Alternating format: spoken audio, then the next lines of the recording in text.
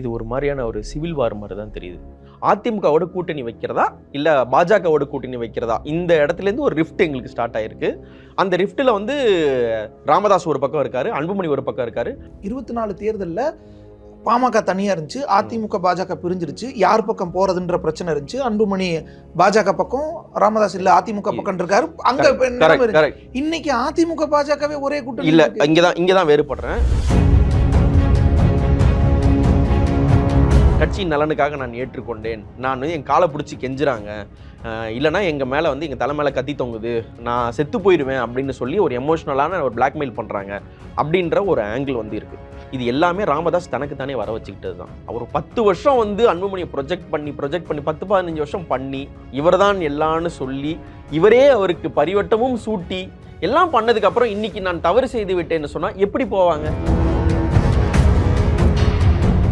அப்பா மகன் வந்து கிட்டத்தட்ட பிரியறது, அதற்கு காரணமா பாஜகவா இருக்கிறதுன்றது வந்து தமிழ்நாட்டில் இது முதல் முறை பாஜக பாமகவா கபலீகரம். ஆமா, அப்படிதான் பண்றாங்கன்றதை எடுத்துக்க முடியும். பாஜக அதிமுகவை பந்தாடுச்சு. அப்படி இல்ல, அங்க பிரிவுகள் இருந்துச்சு, அதை சேர்த்து வைக்கிறதுக்குள்ள அவங்க முயற்சி இல்ல. சேர்த்து வைக்க முயற்சி பண்றாங்கன்னா நீங்க இன்னைக்கு சேர்ந்துதான் ஆகணும்னு சொன்னா அவங்க 2 பேருமே சேருவாங்க. சரி, அதிமுகவை கபலீகரம் பண்ணாங்க இல்ல பிரிச்சாங்கன்னா கூட அதுல இவங்களுக்கு ஒரு லாபம் இருக்கு, நாம அந்த பொசிஷனுக்கு வந்துடுறாங்க. பாமக பாஜகக்கு என்ன லாபம் இருக்கு பிரிச்சு விட்டா? அதிமுகவை எப்படி நான் இஷ்டத்துக்கு நான் ஆட்டி வைக்கணும், அதே மாதிரி என்னால பாமகவை ஆட்டி வைக்க முடியும். என்ன லாபம்? இன்னொன்று, விஜயோட வருகை வந்து இவங்க எல்லாரையுமே பதட்டப்படுத்துது. விஜயோடைய அந்த முதல் மாநாடு எங்க நடந்ததுன்னா விக்கிரவாண்டி தான் நடந்தது. பன்னீர் மெஜாரிட்டி ஏரியா. அந்த பயம் இருந்துச்சுன்னா நம்ம இப்ப ஸ்ட்ராங்கா ப்ரொஜெக்ட் பண்ணிக்கணும், வீக்கா ப்ரொஜெக்ட் பண்ணிக்க கூடாதுன்னு தானே நினைப்பாங்க. அதற்காகத்தான் இவ்வளவு பதட்டம். இப்போ இந்த பிரிவு நடக்குதுன்னு வச்சுக்கோங்க. திமுக, அதிமுக, விசிக, நாம் தமிழர், விஜய் கட்சி, இன்னும் வேற ஏதாவது கட்சி இருக்கா தெரியல. அந்த கட்சிகளுக்கு கீழே போய் ஐயா இருப்பார். யாரு கூட இருப்பாரு? சரத்குமார் கட்சி கூட இருப்பாரு. நாடாளு மக்கள் கட்சி கடைசி எனக்கு தெரிஞ்சது அது, ஃபார்வர்ட் பிளாக், இவங்க கூட நிக்க போறாரா? இப்படி இருக்கும் பொழுது இப்படி சொல்றது வந்து இன்னும் தான் ராமதாஸ் வந்து வீக்கா காட்டும். பிரச்சனை போன எலெக்ஷன்ல பிரச்சாரம் பண்றாங்க. அன்புமணிக்கு கிடைக்கிற வரவேற்பை விடவே சற்று அதிகமாகவே அவர் கிடைக்குது. இந்திக்காரங்கள்ட்ட ஹிந்தியில பேசி பிரச்சாரம் பண்றாங்க. ஒரு ஹிந்தியில பேசக்கூடிய ஒரு நல்ல தலைவர் வந்து பாஜக கண்டுகொண்டால் மகனையும் தாண்டி அவங்கள ப்ரொஜெக்ட் பண்ணிடுவாங்களோன்ற பயம் ராமதாஸ். வன்னிய சமுதாயத்திலிருந்து வந்த பார்த்தா அது நல்ல விஷயம் இல்ல. அது ஒரு கிங் பிங் தான் நீங்க சொன்ன இடத்துல 2-3 கிங் பிங் வந்தா நல்லது தானே? இல்லைங்க, அது ராமதாஸ் கண்ட்ரோல் கிடையாது இல்ல.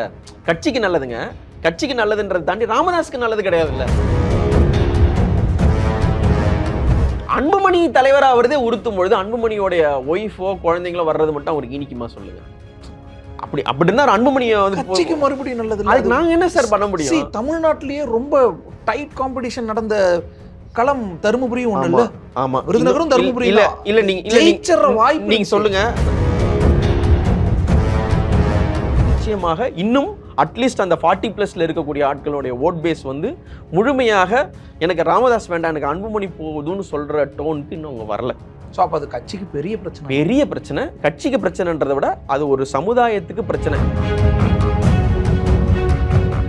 உலக தமிழர்கள் அனைவருக்கும் வணக்கம். இன்றைய சிறப்பு நேர்காணலில் நம்மோடு இருக்கக்கூடியவர் மூத்த பத்திரிகையாளர் உமா மகேஸ்வரன் பன்னீர்செல்வம். வணக்கம் சார். வணக்கம் தேவ்.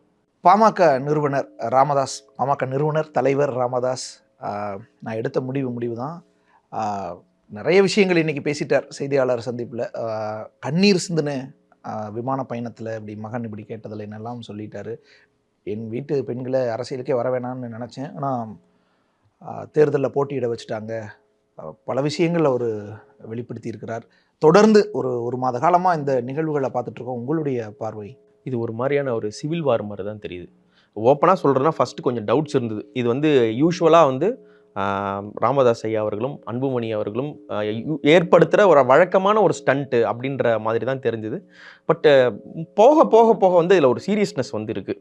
அது எந்த மாதிரியான சீரியஸ்னஸ்னால் இதில் 2 விஷயம் நான் பார்க்குறேன். இது வந்து இன்டர்னலாக பாமக சம்மந்தப்பட்ட விஷயம் ஒன்று, பாமக அல்லாமல் பாஜகவினுடைய போக்கும் இதில் வந்து இந்த விஷயத்தில் நான் வந்து பார்க்குறேன்.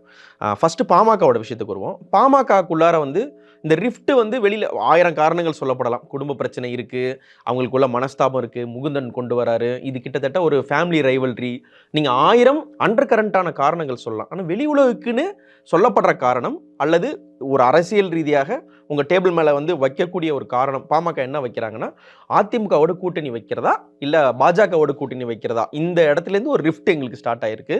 அந்த ரிஃப்ட்ல வந்து ராமதாஸ் ஒரு பக்கம் இருக்காரு, அன்புமணி ஒரு பக்கம் இருக்காரு. முடிவு வந்து அன்புமணி முடிவுக்கு ஏற்ப தான் போன தேர்தலில் வந்து இவங்க அலைய ஆகுறாங்க அப்படின்ற இது வருது. இவர் என்ன சொல்றாருன்னா, ஒரு கனத்த மனதோடு கசப்புணர்வோடு இதை நான் வந்து ஏற்றுக்கொண்டேன், கட்சியின் நலனுக்காக நான் ஏற்றுக்கொண்டேன், நான் என் காலை பிடிச்சி கெஞ்சுறாங்க, இல்லைனா எங்கள் மேலே வந்து எங்கள் தலை மேலே கத்தி தொங்குது, நான் செத்து போயிடுவேன் அப்படின்னு சொல்லி ஒரு எமோஷ்னலான ஒரு பிளாக்மெயில் பண்ணுறாங்க அப்படின்ற ஒரு ஆங்கிள் வந்து இருக்குது. இது வந்து மோஸ்ட் ஆஃப் இட் என்னன்னு பார்த்தீங்கன்னா, இது எல்லாமே ராமதாஸ் தனக்கு தானே வர வச்சுக்கிட்டது தான். இது வந்து இப்போ ஒரு ரெபல் ஒரு கட்சின்னு ஒன்று இருக்கு, அந்த கட்சியில வந்து ஒரு தலைவர்கள் வந்து எக்ஸிஸ்டிங் தலைவர்கள் மேல ஒரு ரெபல் ஆகிறதுன்றது வந்து உலக வழக்கம். தமிழ்நாட்டுக்குமே புதுசு கிடையாது. திமுக, அதிமுக, தேமுதிக, பாமக, நீங்க என்ன வேணா, நாம் தமிழர், என்ன கட்சியை வேணா நீங்க எடுத்துக்கோங்க. அந்த மாதிரி ஒரு அதிருப்தியாகி தனி கட்சி போறவங்களோ இல்ல நாங்க வந்து 2-3 ஃபேக்ஷனா பிரிஞ்சு நிக்கிறது வந்து புதுசே கிடையாது, இருந்ததே கிடையாது. ஆனா நார்த் இந்தியாவில் வந்து பார்த்தீங்கன்னா, எப்போ வந்து பிஜேபி வந்து யாரோடையாவது கூட்டணி வைக்கிறாங்களோ, அந்த கட்சியில் வந்து என்ன ஆவாங்கன்னா, அவங்களுக்கு சம்பந்தப்பட்ட நெருக்கமானவரே சண்டை போட்டு பிரிஞ்சு போடுற ஒரு இதெல்லாம் இருக்கும். தாக்கரேஸ் நீங்கள் ஃபார் எக்ஸாம்பிள் எடுத்துக்கலாம். சொந்தக்காரங்க ஆனால் ஒருத்தருக்கு ஒருத்தர் அடிச்சுக்கிட்டு பிரிஞ்சு போன மாதிரி, அப்பா மகன் வந்து கிட்டத்தட்ட பிரியறது, அதற்கு காரணமாக பாஜகவாக இருக்கிறதுன்றது வந்து தமிழ்நாட்டில் இது முதல் முறை. கிட்டத்தட்ட என்னன்னா, ஒரு ஒரு தேசிய கட்சி வந்து ஒட்டுமொத்தமாக கபலீகரம் பண்ணுது. ஒரு ஸ்டேட் கட்சி, ஒரு மாநில கட்சியை வந்து ஒரு சென்ட்ரல் இருக்கக்கூடிய ஒரு கட்சி வந்து ஒட்டுமொத்தமாக கபலீகரம் பண்றாங்க. பாஜக பாமகவா கபலீகரம்? ஆமாம், அப்படிதான் பண்றாங்கன்றதை எடுத்துக்க முடியும். அதாவது எந்த பக்கம் தனக்கு வேணுமோ. ஓபிஎஸ் சிபிஎஸ் என்ன பண்ணாங்க, குருமூர்த்தி போனாரு, நீங்க போய் தியானம் பண்ணுங்கன்னு சொன்னாரு, அவர் உட்காந்து தியானம் பண்ணாரு. அதுக்கடுத்து ஒரு பிரச்சனை, அதுக்கப்புறம் அப்ப ஆரம்பிச்ச பிரச்சனை அதிமுகன்றதே வந்து பல்வேறு பிரிவுகளாக இன்னைக்கு பிரிஞ்சிருக்கக்கூடிய போக்கு பார்க்கலாம். அது என்ன ஆயிடுச்சுன்னா, ஒரு ஐபிஎல் ஆக்ஷன் மாதிரி, எனக்கு இந்த சைடு சப்போர்ட் வேணா நான் இவங்களை யூஸ் பண்ணிக்கிறேன், அந்த ஜாதியோட சப்போர்ட் வேணா நான் அவங்களை யூஸ் பண்ணிக்கிறேன்னு பொலிட்டிக்கல் லெவரேஜுக்கு பாஜக அதிமுகவை எப்படி பந்தாடியதோ அதனோட ஒரு மினிஸ்கியூல் ஸ்மாலர் வெர்ஷன் தான் பாமக மாட்டி இருக்கிறது. பாஜக அதிமுகவையும் பந்தாடிச்சு. அப்படி இல்லை, அங்க பிரிவுகள் இருந்துச்சு, அதை சேர்த்து வைக்கிறதுக்குள்ள அவங்க முயற்சி இல்லை. சேர்த்து வைக்க முயற்சி பண்றாங்கன்னா, நீங்க இன்னைக்கு சேர்ந்து தான் ஆகணும்னு சொன்னா அவங்க 2 பேருமே சேருவாங்க. அத்தகைய தன்மை கொண்டவர்கள் தான். 21 தேர்தலில் அமித்ஷா சொல்லியும் சேர மாட்டேன் இல்ல. என்ன சொன்னாங்க? அது அப்போ நான் சொல்றது வந்து 2017 சொல்றேன். 17ல இருந்து இந்த 21க்கு முன்னாடி வரைக்கும் இந்த தர்ம யுத்தம் 2.0 3.0 இந்த சமயத்துல இருந்தது இல்லையா? இந்த சமயத்துல சொல்லியிருந்தாலே அவங்க சேர்ந்திருப்பாங்க. இவங்களை பிரிங்கன்னு சொன்னதே பாஜக. நாங்க உங்கள் பக்கம் நிற்கிறேன்னு 2 சைடும் உத்தரவாதம் கொடுத்ததே பாஜக சண்டை. அது ஒரு கபலீகரம் பண்ணாங்க இல்ல பிரிச்சாங்கன்னா கூட அதுல இவங்களுக்கு ஒரு லாபம் இருக்கு, நாம அந்த பொசிஷனுக்கு வந்துடலாம். பாமக பாஜகக்கு என்ன லாபம் இருக்கு? இல்ல இதுலதான் என்னன்னு பாத்தீங்கன்னா, இந்த சோசியல் இன்ஜினியரிங் பாஜக பண்றாங்கன்னு சொல்லுவாங்க இல்லையா, அதனுடைய ஒரு தாக்கம் இருக்கோன்ற ஒரு ஐயப்பாடு வந்து இருக்கு. இப்போ ஒரு ஜாதி பிரிவுகள் நீங்கள் எடுத்துக்கோங்க. எனக்கு தேவர் சைடு சப்போர்ட் வேணும்னா, எனக்கு தேவர் கம்யூனிட்டிலேருந்து இந்த தலைவர் எனக்கு சப்போர்ட்டுக்கு இருக்காங்க. நாடார்லேருந்து வேணும்னா நாடார்லேருந்து சப்போர்ட் பண்ண இவங்க இருக்காங்க. வன்னியர்லேருந்து வேணும்னா இவங்களுக்கு இருக்கக்கூடிய தலைவர் யார் அப்படின்ற ஒரு கேள்விக்கு இவங்களுக்கு வந்து என்னுடைய கைப்பாவையாக இருக்கக்கூடிய தலைவர் வந்து ராமதாஸா இல்லை அன்புமணி ராமதாஸா அப்படின்ற கேள்வி தான் இவங்க முன்னாடி வந்து வந்திருக்கு. அப்போ அவங்க சைடு யார் அலையாகிறாங்க? அதாவது நேரடியாக அதிமுகவுக்கு போகாமல், நேரடியாக திமுகவுக்கு போகாமல், தன் பக்கம் வரக்கூடிய விப் பவர் யாருக்கு இருக்கு அப்படின்ற ஃபேக்டரில் they are tormenting or they are arm twisting பாமகன்றதை வந்து நான் உறுதியாக நம்புகிறேன். என்னன்னா, பாமக ஏன் இதில் வந்து ஒரு முக்கியமான ஒரு கன்சிடரேஷன் பாயிண்ட்டாக இருக்குன்னா, அவங்களோட ட்ராவல் நீங்கள் வந்து பார்த்துருந்தீங்கன்னா, ஒரு மைக்ரேட்டரி பேர்டு தான். ஒரு வேடந்தாங்கல் பறவை வந்து ஒரு இடத்துக்கு ஒரு சீசனுக்கு மாறி மாறி போகிற மாதிரி, ஐயா வந்து திமுகவில் இருப்பார், அதிமுக போவார், திரும்ப திமுக போவார். அது வந்து ஒரு சைக்கிள் வருவார். அந்த ஒரு ஏற்கனவே சொல்லியிருக்கேன், ஒரு கிரக பயிற்சி மாதிரி ஐயா வந்து ஒரு பார்ட்டி பயிற்சி வந்து பண்ணுவார். இது வரைக்கும் வந்து திமுகன்னு ஸ்விங் ஆகிட்டு இருந்தவங்க, நான் ஒரு தேர்டு ஃபோர்ஸாக இங்கே நங்கூரம் போட்டு உட்காரணும், எனக்கு திமுக தவிர்த்து என்னை நோக்கி வர வேண்டும் அப்படின்னு இவங்க மூவ் பண்ணுற ஸ்டேட்டுக்குள்ளார வர்றதுனுடைய ஃபஸ்ட்டு பாயிண்ட் தான் பாமகன்னு நான் நம்புகிறேன். இது அதிமுகவுக்கு பண்ணாங்க. அதிமுகவில் இருக்க அணி எனக்கு வருவதை விட பாமகலேருந்து இவங்க வர்றது இன்னும் பெட்டர்னு நினச்சி பாமக பக்கம் இறங்கியிருக்காங்களான்னு எனக்கு தெரியல. பட் இதனுடைய தத்பரியம் என்னன்னா, அதிமுகவை எப்படி நான் இஷ்டத்துக்கு நான் ஆட்டி வைப்பனோ அதே மாதிரி என்னால் பாமகவை ஆட்டி வைக்க முடியும். என்ன லாபம்? ஏன்னா இப்போ 24 தேர்தலில் பாமக தனியா இருந்துச்சு, அதிமுக பாஜக பிரிஞ்சிருச்சு, யார் பக்கம் போறதுன்ற பிரச்சனை இருந்துச்சு. அன்புமணி பாஜக பக்கம், ராமதாஸ் இல்ல அதிமுக பக்கம் இருக்காரு. அங்க நிலைமை இருந்துச்சு. இன்னைக்கு அதிமுக பாஜகவே ஒரே கூட்டணி இல்ல. இங்கதான் வேறுபடுறேன். இந்த ஒரே கூட்டணியில இருக்காங்க. நீங்க ஃபீல்டு லெவல் அவங்களுக்குள்ள இன்டராக்ஷன் இருக்கான்னு பாத்தீங்கன்னா கிடையாது. அந்த வந்து ஒரு கிட்டத்தட்ட ஒரு ஸ்டிபுலேட்டட் கூட்டணி தான். கோயிங் பேக் 2024 எலெக்ஷன்ல இவங்க டைஸ் பிரேக் ஆகிறதுக்கு முன்னாடி வரைக்கும், இல்லை டைஸ் பிரேக் ஆன அந்த டைமில் கூட பார்த்தீங்கன்னா, மோடி வந்து இங்கே பிரச்சாரம் பண்ணுற இந்த பாயிண்ட்டுக்கு நான் போகிறேன். மோடி வந்து இங்கே பிரச்சாரம் பண்ணும் பொழுது அதிமுகவை திட்டவில்லை. எம்ஜிஆர் வாழ்க, பொன்மனச்செம்மல் வாழ்க, நான் எம்ஜிஆர் வாழ்ந்த பூமியில் வாழ்ந்ததுக்கு பெருமைப்படுகிறேன், நான் ஸ்ரீலங்காவில் பிறக்கவில்லையே, எம்ஜிஆர் பிறந்த இடத்தில் வந்து நான் பிறக்கவில்லையே, நான் இயங்குகிறேன், தர்ம தலைவி ஜெயலலிதா போல் வருமா அப்படின்னு சொல்லி ஒரு ரத்தத்தின் ரத்தமாகவே மாறி மோடி பிரச்சாரம் பண்ணதுக்கான அந்த பாயிண்ட் என்னன்னா, இந்த கூட்டணியோட அலையன்ஸ் வந்து இன்னும் ஓப்பன். நீங்கள் எங்களோட கூட்டணியில் நீங்கள் இருக்கலாம், எங்களுக்கு எந்த பிரச்சனையும் கிடையாது, நாங்கள் வந்து இன்னும் ஓப்பனாக தான் இருக்கோம். அப்படி ஒரு கிளாஸ் அவங்க வந்து வச்சுருந்தாங்க. ஒருவேளை எடப்பாடி அதற்கு சம்மதித்திருந்தால் அப்பொழுதே அண்ணாமலை மாற்றப்பட்டிருக்கக்கூடிய வாய்ப்பு இருக்கு. ஸோ அந்த லாஸ்ட் மொமெண்ட் வரைக்கும் அதிமுக வர வேண்டும் என்று பாஜக நினைத்தார்கள். ஹைகமாண்ட் தமிழ்நாடு விட்டுருங்க, தமிழ்நாடுல யாருமே பாஜகவில் ஹைகமாண்ட் கிடையாது. அதிமுகவை எப்படி டீல் பண்றாங்களோ பாஜகவை, தமிழ்நாட்டு பாஜகவையும் மத்திய பாஜக அப்படிதான் டீல் பண்றாங்க. அதுக்கு நம்ம பின்னாடி வருவோம். என்னன்னா, அப்படி இருக்கும் பொழுது இழுத்த இழுப்புக்கு இவங்க வரவில்லை. ஒரு முரண்டு பிடிச்சி அண்ணாமலையை மாத்துனாதான் வருவேன்னு ஒரு கிளாஸ் வச்சு மாத்த வச்சு, அண்ணாமலையை மாத்தலைன்னா இன்னும் மோசமாக போயிடும், கொங்கு சைடு வந்து இருக்கக்கூடிய ஓட்டெல்லாம் இல்லாமல் போயிடும், இவங்க கோஆப்ரேட் பண்ண மாட்டாங்க, 2029க்கு ஒருத்தருமே இல்லை, இந்த பிரச்சனையெல்லாம் வச்சு ஏதோ ஒரு வகையில் ஒரு முரண்டு பிடிக்கக்கூடிய ஒரு முரண் கூட்டணியாக தான் இன்னும் இருக்காங்க. ஜெயக்குமார் ஓப்பன் ஸ்டேட்மெண்ட் என்ன விடுறாப்புல, பாஜகவோட கூட்டணி வச்சனால தான் நாங்கள் தோத்தோம் அப்படின்னு ஒரு ஓப்பன் ஸ்டேட்மெண்ட் விட்டுறாரு. நான் தோத்தேன். உண்மைதானே? நீங்க வந்து ஒரு ஐ ட்ரீம்ஸ் மூர்த்தி கிட்ட இவர் தோக்குறாரு அப்படின்னா என்ன பெரிய ரீசன் இருக்க முடியும்? நீங்க டிஎம்கேல நீங்க சேகர் பாபுக்கு எவ்வளோ ஒரு வல்லமையான ஆள் நீங்க வந்து ஒரு மகுடம் சூட்டுவீங்களோ அதற்கு கொஞ்சமும் குறைவில்லாத ஒரு பெரிய கை தான் வந்து ஜெயக்குமார் அவர்கள். அவர் இப்படி புலம்புற லெவலுக்கு வந்தீங்கன்னா சொல்றாங்கன்னா என்னன்னா, கிட்டத்தட்ட மேற்கு பகுதியில் இருக்கக்கூடிய அதிமுகவினர் முடிவெடுக்கிறதுக்கு தலையாட்ட வேண்டிய சூழலுக்கு ஜெயக்குமார் தள்ளப்பட்டார். எப்படி முன்னாடி வந்து டெல்டா பேஸ்டு கட்சியா அதிமுக இருந்ததோ அது வந்து இப்போ கொங்கு பேஸ்டு கட்சியா மாறிடுச்சுன்றதனுடைய ஒரு ஒரு ஒரு ரிவர்ஸ் யூனோ ஸ்டேட்மெண்ட் தான் ஜெயக்குமார் கொடுத்தது. இப்படி இருக்கும்பொழுது ஒரு முரண்டு பிடிச்சு ஒரு பொருந்தாத கூட்டணியாக தான் இப்பயும் இருக்கிறாங்க. இந்த டிக்டேட்டிங் டேர்ம்ஸ்ல யார் இருக்கா அப்படின்றத வந்து பார்த்தீங்கன்னா, இவங்க சைடு வந்து உங்களுக்கு என்னதான் இவங்க சரண்டர் ஆயிட்டாங்க, ஒட்டுமொத்தமாக பாஜகவோட இதுக்கு எல்லாத்தையும் தலையாட்டுறன்னு நீங்கள் சொன்னாலும் ஒரு முரண்டு பிடிக்கக்கூடிய ஒரு ஸ்பேஸாவது அதிமுகவுக்கு இருக்கு. இவ்வளோ சீட் தான் என்னால் தர முடியும், இவ்வளோ தர முடியாது, நாங்கள் இதை செய்வோம் செய்ய மாட்டோம்னு சொல்றது. இந்த மாதிரியான ஒரு முரண்டு பிடிக்காத ஒரு கட்சி வேணும்னா அதிமுக அல்லாது இவங்களுக்கு வேற என்ன கட்சி இருக்கு? நீங்க திமுக போக முடியாது, இப்போதைக்கு போக முடியாது. வேற எது பெரிய கட்சி இருக்கு? தேமுதிகக்கு வாக்கு கிடையாது. சீமான் இது வரைக்கும் திமுகவோடையும் சேர்ந்ததில்லை, அதிமுகவோடையும் சேர்ந்ததில்லை, கன்சிஸ்டண்டா மெயின்டைன் பண்ணிட்டு வராருன்னும் போது அவர்கிட்ட நீங்க போக முடியாது. நீங்க யார்கிட்ட போவீங்க? அப்போ உங்ககிட்ட வந்து அந்த மெடிக்கல் காலேஜ் வழக்கு வந்து ஒரு நல்ல குடிமைப்பிடியா கைவசம் இருக்கு. அப்போ உங்களுக்கு ஒரு லெவரேஜ் இருக்குன்னா நீங்க அந்த ப்ரெஷர் பாயிண்ட் அப்ளை பண்ணுவீங்களா மாட்டீங்களா? அந்த ப்ரெஷர் பாயிண்ட்டை பாமக மேல அப்ளை பண்றாங்க. Easy brownie points. இல்லை பெருசா வந்து என்ன இருக்கு, ஒரு அல்டீரியர் பிளான் இருக்கு, அதெல்லாம் ரெண்டாவது. இவங்களுக்கு கட்சியை பிரிச்சு நீ எனக்கு ரிப்போர்ட்டிங்கா இருப்பியா, நீங்க எனக்கு சப்போர்ட்டிவா இருப்பியா, சப்போர்ட் பண்றேன்னா உனக்கு கட்சியை உடைக்க கூட ஹெல்ப் பண்றன்ற லெவலுக்கான மாடஸ் ஆப்பராண்டியை வச்சிருக்கக்கூடிய கட்சிக்கு இதெல்லாம் பண்ணலனா தானே ஆச்சரியம் நமக்கு. அப்போ இப்போ ராமதாஸ் அவர் வந்து அன்புமணி பிஜேபி பக்கம் ரொம்ப இருக்காரு, அதனால இந்த வார் நடக்குதா, சிவில் வார் நடக்குதா? இல்லை, இது வந்து நான் சொல்றது பாமகவினுடைய கட்சியினுடைய நிலைப்பாடுன்ற ஆஸ்பெக்ட்ல இது.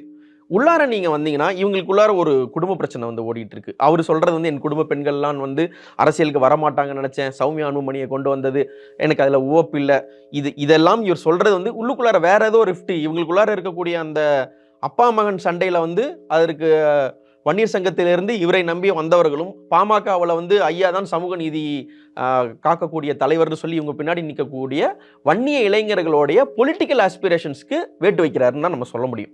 அதை பற்றி கவலையே இல்லாமல் இவங்க அதுக்கு வந்து ஒரு பகடைக்காயா தொண்டர்களை பயன்படுத்திக்கிற ஒரு டோனில் தான் வந்து ராமதாஸ் வந்து பேசுகிறார். இது எல்லாமே என்னன்னா, இது எல்லாமே இவராக வர வச்சுக்கிட்டது. அன்புமணி என் குடும்பத்தை சார்ந்த யாருமே அரசியலுக்கு வரமாட்டார்கள் இவர் தான் சொன்னார். அன்புமணியை இவர் தான் கொண்டு வந்தார். அன்புமணியை ப்ரொஜெக்ட் பண்ணிக்கிட்டதை விட ராமதாஸ் எல்லா இடத்தையும் அன்புமணியை ப்ரொஜெக்ட் பண்ணிக்கிட்டது தான் அதிகம். நம்பிக்கை நட்சத்திரம் இவரு தான், எனக்கு அப்புறம் கட்சி இதுதான் அப்படின்ற ஒரு சோல் ஸ்டேட்மெண்ட் வந்து கொடுத்தது ராமதாஸ். இப்போ திமுக அதிமுகவில் ஒரு கிளாஸ் வரும், கலைஞர் வந்து கட்சியோட ஃபவுண்டர் கிடையாது, எடப்பாடி பழனிசாமி கட்சியோடைய ஃபவுண்டர் கிடையாது. இப்போ நாளைக்கு வந்து ஒட்டுமொத்தமாக வந்து இந்த வாரிசுக்கு தான் இந்த கட்சி, இவர் தான் எல்லாமேன்னு நீங்கள் திமுகவிலேயோ அதிமுகவிலேயோ சொன்னால் ஏதோ ஒரு கழகக்குரலாக அது வரும். இந்த கழகக்குரலை வந்து கொஞ்சம் கூட வராத ஸ்கோப் இருக்க கட்சி வந்து பாமக தான். யார் வீட்டு கட்சி, எங்கள் அப்பா வீட்டு கட்சி அப்படின்னு சொல்கிற அளவுக்கு முழு வீட்டோ பவரும் இவருக்கு தான். அதையும் என்ன பண்ணிட்டாங்க, யாரும் கண்டெஸ்ட் பண்ணாமல் எல்லாமே ஆமாம் நாங்கள் அன்புமணியை ஏற்றுக்கிறோன்னு சொல்லி எல்லாருமே ஏற்றுக்கிட்டாங்க. அப்படி ஏற்றுக்கிட்ட பாயிண்ட்டுக்கு கொண்டு வந்து விட்டது யாருன்னா ராமதாஸ் அவர்கள் தான். அவர் 10 வருஷம் வந்து அன்புமணியை ப்ரொஜெக்ட் பண்ணி 10-15 வருஷம் பண்ணி இவர் தான் எல்லான்னு சொல்லி இவரே அவருக்கு பரிவட்டமும் சூட்டி எல்லாம் பண்ணதுக்கப்புறம் இன்னைக்கு நான் தவறு செய்து விட்டேன்னு சொன்னால் எப்படி போவாங்க, எப்படி இவங்க தே வில் கோ பேக்? அப்போது ஒரு தொண்டர்களை ஒரு குழப்பக்கூடிய வேலையை வந்து ராமதாஸ் பார்த்துக்கிட்டு இருக்காரு. அவருக்கு வந்து ஒட்டுமொத்தமாக ஸ்லிப் ஆயிருச்சே. இந்த தக் லைஃப்பில் வந்து கமல் வந்து எல்லாரும் எனக்கு வணக்கம் வைக்கிறாங்க, ஆனால் அமர் சொல்கிறது தானே கேட்குறாங்கன்னு வந்து கமல் புலம்புற மாதிரி எல்லாரும் எனக்கு குலசாமின்னு சொல்கிறாங்க, ஆனால் அன்புமணி சொல்கிறத கேட்குறாங்களேன்னு இன்னைக்கு கண்ணீர் வடிச்சுக்கிட்டு இருக்காரு. ஒரு தக் லைஃப் கமல்ஹாசனா, ஒரு அரசியல் தக் லைஃபினுடைய ஒரு பிதாமகரா ஐயா ராமதாஸ் இருக்காருன்னு தான் நம்ம சொல்லணும். ரொம்ப பரிதாபமான ஒரு நிலைமையா தான் இருக்கு. ராமதாஸ்க்கு இது பரிதாபமான, கண்டிப்பா பரிதாபமான நிலைமை. 3 மாசத்துக்கு முன்னாடி என்னங்க சொன்னாரு, 4 மாசத்துக்கு முன்னாடி என்ன சொன்னாரு, உன்னை வந்து நான் பார்க்கணுமா, உன்னையெல்லாம் வந்து பார்த்தனா எனக்கு அவமானம், உன்னைய தேடி நான் வரணுமான்னு மு.க. ஸ்டாலின் அவர்கள் அவரை பார்த்து இவர் சொல்றார். ஒரு ஸ்டேட்டோடைய முதலமைச்சரை பார்த்து இதெல்லாம் கேட்கணுமா, உன்கிட்ட வந்து நான் கேட்கணுமா, எனக்கு அவமானமா இருக்கு, உங்ககிட்ட இல்ல உன்கிட்ட வந்து கேட்கணுமா, எனக்கு அவமானமா இருக்குன்னு சொன்னவர் இன்னைக்கு நான் தான் தலைவர், நான் முடிவெடுக்கக்கூடிய அதிகாரம் எனக்கும் இருக்குன்னு சொல்றதுக்கே எனக்கு அவமானமா இருக்கு, என்னை மானபங்கப்படுத்தி விட்டார்கள்னு ஒரு 4 மாசத்துல வந்து விழறதுக்கு திமுக காரணமா, அதிமுக காரணமா, யார் நேரடி காரணம்? அவரே தான் காரணம். அட்லீஸ்ட் என்னன்னா, ஒன்று உங்களுக்கு கட்சி மேல முழுமையான ஒரு நம்பிக்கை இருக்கு, இந்த கட்சி டிராவல் பண்ண வேண்டிய தூரம் இருக்கு, திமுகவோட அவங்களுக்கு இப்போ கூட்டணி கிடையாது, விசிக திமுகவும் இணைபிரியாத கூட்டணியாக இருக்காங்க. 10% இடஒதுக்கீடு கொடுத்ததுக்கு அப்புறம் வன்னிய இளைஞர்களுடைய அந்த மைக்ரேஷன் வந்து பாமகவிலிருந்து ஸ்லோவா அதிமுகவுக்கு போதாத குறைக்கு சி.வி. சண்முகம் மாதிரியான பிரசன்ஸ் இருக்கக்கூடிய வன்னியர் சமுதாயத்திலேருந்து வந்திருக்கக்கூடிய அதிமுக லீடர்ஸும் இருக்காங்க. கேபி முனுசாமி நீங்க அந்த பெல்ட்டே எடுத்துக்கோங்க. KP Munusamy, CV. சண்முகம், இந்த சைடு திமுக ஜெகத் ரட்சகன், அன்னியூர் சிவா, எஸ்.எஸ். சிவசங்கர், துரைமுருகன், இப்படி பாமக கோலோச்சக்கூடிய பழைய தென்னார்காடு, பழைய வடார்காடு மாவட்டத்தில் இருக்கக்கூடிய பெருந்தலைகள் எல்லாரையுமே வன்னியர் சமுதாயத்திலிருந்து திமுகவிலையும் கோலோச்சரவங்க இருக்காங்க, அதிமுகவிலும் இருக்காங்கன்னும் பொழுது எதை தாண்டி அவங்களுக்கு ஒரு நம்பிக்கை நட்சத்திரமா போவாங்க, அன்புமணி நோக்கி தான் போவாங்க. அப்படி போறதுக்கு தடையாக நாம் இருந்தால் அது பாமகவுடைய ஒட்டுமொத்த டைனமிக்ஸையுமே மாற்றும், இருக்கிறது இன்னும் மோசம் போகுன்ற ஸ்ட்ராங்கான ஒரு 3வது அணின்ற இடத்துல இருந்து நகர்ந்து 7வது அணி 8வது அணியில் வந்து நிறுத்துன்ற பிரக்னை இல்லாமல் பேசிக்கொண்டுட்டாருன்னு சொல்லணும். அரசியல் விற்பனர்ல ராமதாஸ், அவருக்கு இது தெரியாதா? அரசியல் விற்பனர்னா நீங்க பண்ருட்டி ராமச்சந்திரன் கூட தான் நீங்க வந்து மிகப்பெரிய ஒரு அரசியல் விற்பனர். தேமுதிகவில் இருந்து எங்கேயோ போயிருக்க வேண்டியவர் எங்க இருக்காருன்னு நமக்கு தெரியாத ஒரு ஸ்பாட்ல போயிட்டு அதிமுகவுக்கு போய் எங்க இருக்காருன்னு தெரியாது. அந்த மாதிரியான ஒரு மிகப்பெரிய விற்பனர்களை கூட வந்து ஒரு சின்ன தவறான முடிவு எல்லாத்தையுமே வந்து மாற்றி விட்டுரும். அந்த மாதிரி இவங்க தே கிக் தேர் ஓன் பக்கெட், நம்ம அவ்வளோதான் சொல்ல முடியும். இன்னொன்று, விஜயோட வருகை வந்து இவங்க எல்லாரையுமே பதட்டப்படுத்துது. உண்மை அதுதான். அதுவும் குறிப்பாக விஜயோடைய அந்த முதல் மாநாடு எங்கே நடந்ததுன்னா விக்கிரவாண்டி தான் நடந்தது. வன்னியர் மெஜாரிட்டி ஏரியா, இன்னும் சொல்ல போனால் வன்னியர் மெஜாரிட்டியான ஏரியா, தலித் மெஜாரிட்டியான ஏரியாவான விக்கிரவாண்டி, திண்டிவனம், விழுப்புரம் இந்த இடத்துல நடத்துறது வந்து அந்த இன்னும் அந்த இருக்கக்கூடிய இளைஞர்களுடைய மைக்ரேஷன் நடந்துருமோ அப்படின்ற ஒரு சின்ன பயம் வந்து பாமக இருக்கு. அந்த பயம் இருந்துச்சுன்னா நம்ம இப்போ ஸ்ட்ராங்காக ப்ரொஜெக்ட் பண்ணிக்கணும், வீக்காக ப்ரொஜெக்ட் பண்ணிக்கூடாதுன்னு தானே நினைப்பாங்க. அதற்காகத்தான் இவ்வளோ பதட்டம். அப்போது அந்த மைக்ரேஷனை ஸ்டாப் பண்ணுறதுக்கு என்ன பண்ணணும்? திமுக பக்கம் போகிறாங்க, அதிமுக பக்கம் இடஒதுக்கீட்டுக்கு போகிறாங்க, இன்னொரு பக்கம் இங்கேருந்தே பிரிஞ்சு போன தமிழக வாழ்வுரிமை கட்சி வேல்முருகன் இருக்காரு, நாம் தமிழர்லேருந்து பிரிகிறவங்க கூட போய் வேல்முருகன் பக்கம் போகலான்னு போகிறாங்களே ஒழிய பாமகவுக்கு வந்து வந்த செய்திகள் நீங்கள் எங்கேயுமே வந்து பார்த்துருக்க மாட்டீங்க. இதுதான் பிரச்சனைன்னு உட்கார்ந்துருக்கக்கூடிய நேரத்தில் திடீர்னு விஜய் என்ட்ரி கொடுக்குறாரு. அந்த பெருவாரியான வன்னிய இளைஞர்கள், பெருவாரியான தலித் இளைஞர்களுடைய மூவ்மெண்ட் விஜய் கிட்ட இருக்கு. இதை எப்படி ஸ்டாப் பண்ணுவேன்? அப்போ ஏதோ ஒரு லைம்லைட்டில் இருக்கணும், ஏதோ ஒரு கூட்டணி அமைக்கணும். அந்த கூட்டணி அதிமுக கூட்டணியா இருந்தா பெட்டர், பாஜக கூட்டணியா இருந்தா பெட்டர்னு 2 பேரும் இவங்க அடிச்சுக்கிறது தான் பிரச்சனை. விஜயோடைய என்ட்ரி இது அதுதான் மெயின் ரீசன் சொல்ல மாட்டேன். எக்ஸிஸ்டிங் பஞ்சாயத்தை ஃபியூவல் ஏத்தி இருக்கு. சார், இப்போ பரிதாபமான நிலைமையில ராமதாஸ் இருக்காருன்னு சொல்றீங்க. அவர் தான் குலசாமின்னு அன்புமணியே சொல்றாரு. அவருடைய வழிகாட்டுதல்ல அவர் கொண்டிருக்கக்கூடிய கொள்கைகளை ஏற்றி முன்னேக்கி நடப்பது தான் என்னுடைய கடமைன்னு டிக்ளேர் பண்றாரு. அப்படி இருக்கும்போது அவருக்கு அந்த உரிய மரியாதையை கொடுத்து, அவர் சொல்றதை கேட்டு விட்டு கொடுத்து அவரு சில முடிவுகள் எடுக்கிறார். ராமதாஸ் இவரை நீக்கிறேன், பாலுவை நீக்கிறேன், அதற்கு பதிலாக கோபுவை நியமிக்கிறேன்றாரு, வேறவங்களை எல்லாம் நீக்கிறாரு. சரி, நம்ம ஐயாவாச்சே, நம்ம அப்பாவாச்சே, நம்ம கட்சியோட நிறுவனராச்சே, இவர் தானே பிதாமகன் குலசாமி, இல்லைங்க கொஞ்சம் விட்டு கொடுத்தா ஒரு பரிதாபமான நிலைமையில இருக்க மாட்டார்ல. இவர் சொன்னது எல்லாத்தையும் தட்டாமல் செய்த பிள்ளை வந்து அன்புமணி தான். நீங்க என்னைக்காவது நான் ஸ்டாலின் கலைஞர் முரண்பட்ட செய்திகளை நீங்க பார்த்துருப்பீங்க, அழகிரி கலைஞர் முரண்பட்ட செய்திகள் பார்த்துருக்கீங்க, சசிகலா ஜெயலலிதா முரண்பட்ட செய்திகள் பார்த்துருக்கீங்க, சுலோச்சனா சம்பத் EVKS இளங்கோவன் முரண்பட்ட செய்திகள் நீங்க பார்த்துருக்கீங்க. இந்த பாயிண்ட்டுக்கு முன்னாடி வரைக்கும் அன்புமணி ராமதாஸ் முரண்பட்ட செய்திகள் நீங்க ஏதாவது பார்த்துருக்கீங்களா? இல்லை. அப்படின்னும் பொழுது தந்தை சொல்லை தட்டாத ஒரு தனையனா தான் இவர் இருந்திருக்காருன்னே நீங்க வச்சுக்குவோம். அண்ட் தென் இன் பாலிடிக்ஸ்ல எதுக்கு அப்பா பையன்? நீங்க அப்பாவா இருக்கலாம், பையனா இருக்கலாம். அது அப்பா பையன்றதை தாண்டி நிறுவனர் தற்போதைய தலைவருக்கு இல்லைன்றாரு, செயல் தலைவர்ல. இப்ப என்ன நீங்க இனிமே சொல்லி என்னங்க பிரயோஜனம்? நீங்க எல்லாமே அவரு தான், எனக்கு அப்புறம் நீ தான், நான் என் குடும்பத்துல இருந்து யாருமே வரமாட்டாங்கன்னு சொன்னதுக்கு அப்புறம் கூட இவரு கொண்டு வந்த ஆள் அன்புமணி தான். அப்ப இவர் வேற யாரையும் கொண்டு வரலையே.